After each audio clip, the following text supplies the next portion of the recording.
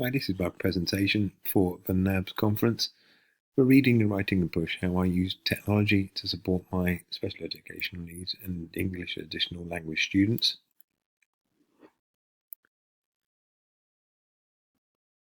The presentation will provide you a series of websites and activities that I often use. And to put my work into context, I work at Swansea International School in Marbella, a multinational school with students ranging from Spanish nationality, Russian, English, Scandinavian, Italian, French, and as a consequence, the unifying language throughout the school is English.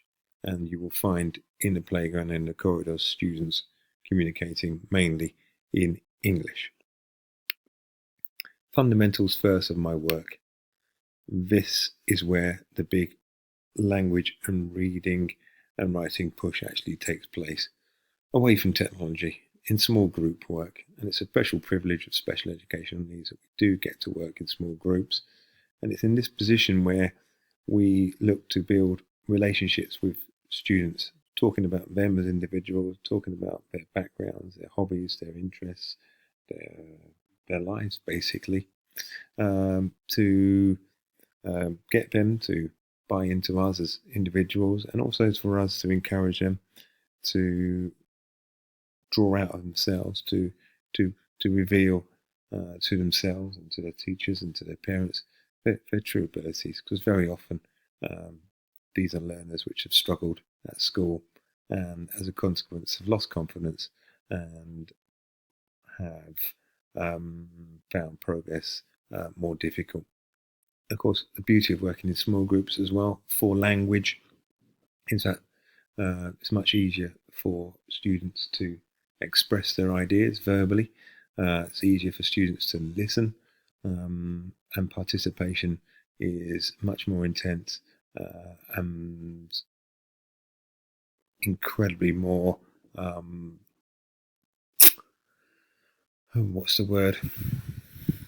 rich than in the class size of 20 or 25, where it's very easy for a student to switch off and not be engaged. The first activity I want to show you is the use of radio shows, which can be enhanced with students writing their own scripts. But basically, it's either choosing a good book, which has a playing it, and allocating characters for students to read, practicing them, and then recording the outcome onto an application, a free application called Audio Boom. It can be found for iPads and also tablets. And this is the recordings I made with some students. New entrants into our school. It's all about speaking, pronunciation, reading accuracy, and reading fluency. For the night at a hotel called Hill And here you Hall can hear Hotel. my annoying voice, The hotel is old and dusty and the floor creaks. which will be quickly Beth followed and Dan by think it's the voice really of creepy. the students. And the old reading out lady who loud. runs the hotel is creepy too. Great sound effect. Here we are. This is your room. Look at the cross cobwebs. Shh, bang! And the floor creaks. From the recording, I then like to share that work with parents, with peers, and put it onto a website.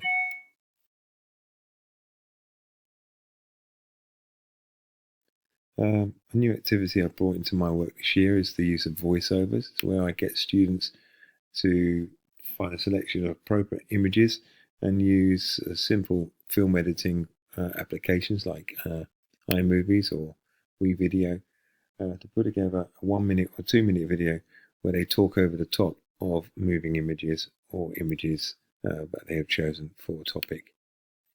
This is an example of a film made by Year 9 after 2 weeks of research to make a persuasive speech on behalf of the Syrian refugee problems.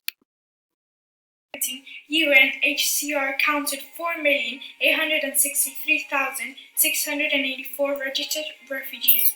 Half the country's pre-war population More than 11 These million students had people incredible have been killed film or forced editing to flee skills their homes. Families are and struggling to really taught survive me how inside to make Syria or make a new home in amazing the neighboring countries. video. People say that the world is full of humanities. People are able to bring countries together, find diplomatic solutions. We are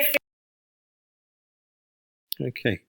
One important aspect I think for improving writing in students is first pausing before they launch into their writing and asking them to plan and do some research. I use a website, a mind mapping website called Coglit to do that. Incredibly easy to use, allows students to share their work immediately with me via Gmail and also work together on the same page. Here's an example of some work done by some of my Year 9s. This is a mind map about civilization before they went on to write an essay and make a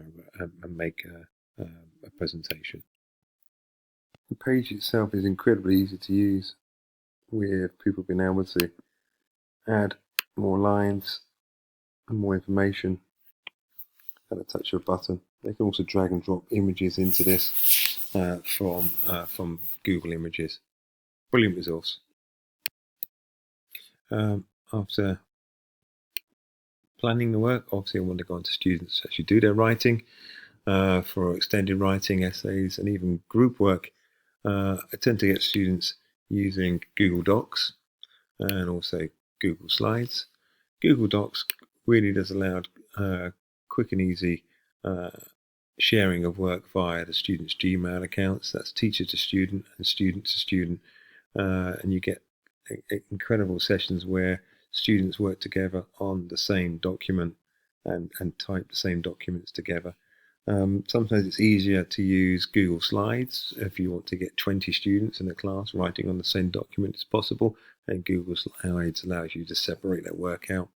But it's a very efficient way of getting writing and allowing students to see each other writing as well.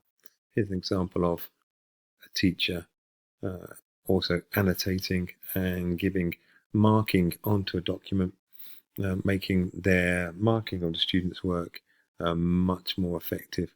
As you can see down this side, this teacher's highlighted sections in the text for the student to improve. Such more effective marking because the students then go into this document and respond to these marks by the teacher and improve their work. It's not dead marking, it's live marking, which results in improved work. Website I want to show is a website called readtheory.org, totally free to use and to sign up to. It allows you to set up accounts for students and to monitor student use. It is a website full of reading comprehensions. Students originally log on and do a quick entrance test to assess their level, and then they're given very short comprehensions with multi-choice answers. Their progress is monitored automatically by the website, and as they improve, the challenge of the text automatically increases. As I say, you can track student progress very easily in this site as well. And that was it. Thanks for listening.